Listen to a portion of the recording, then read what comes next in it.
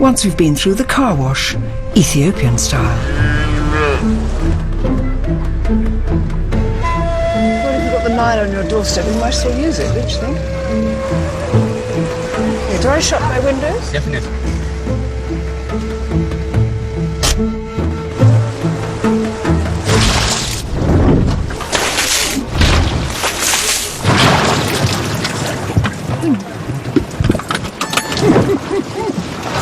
I am getting a wash here from the Blue Nile.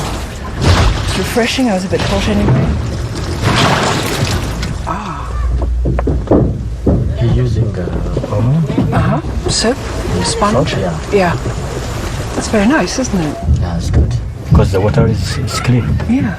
Do you usually stay in the car or do you get out? No, you have to stay in. I will stay in the car Yeah. because I have to drive it out. Of course you do. Otherwise, Otherwise you just run backwards in the river. Backward, Goodbye.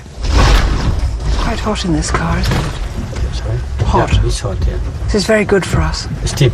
Steam. Steam bath. Yeah, steam.